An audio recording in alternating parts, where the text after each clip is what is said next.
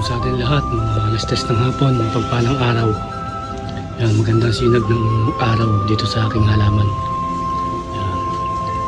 Kasi ito dati nandito, so nakaharang sa dyan. Ngayon tinanggal natin, lipat natin dito ngayon. Pasok ang hangin at ang araw. Yan. Saka flex ko lang itong aking ficus. Yan. Ngayon lang kasi ako gumagawa ng mga bonsai. Hindi ako marunong gumawa ng bonsai. Subukan kong gumawa ng bonsai. Actually doon sa kabilang bahay, doon sa bakod namin, meron na ako doon. Ito yung aking napulot na ficus doon sa tabi ng kalsada ng kamyas, sa punong kamyas. So pinutol ko lang siya doon kasi nakausli siya doon eh. Tapos may malalaki siyang dahon, so pagpuputulin natin. Bali mag 3 weeks na to o 1 month na ata o 3 weeks. Ngayon tumubo na yung mga dahon niya. Ayan. Tumubo na ulit yung mga dahon niya, mas maliit. Ayan.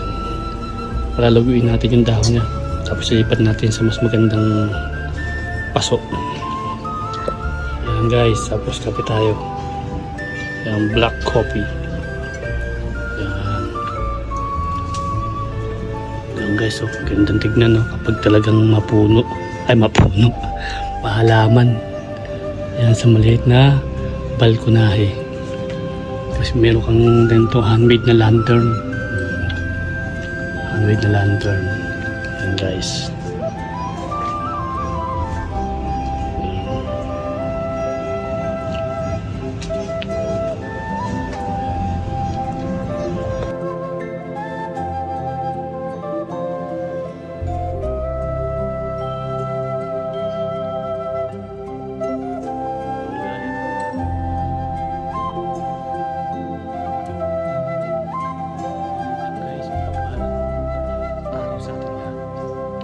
As all.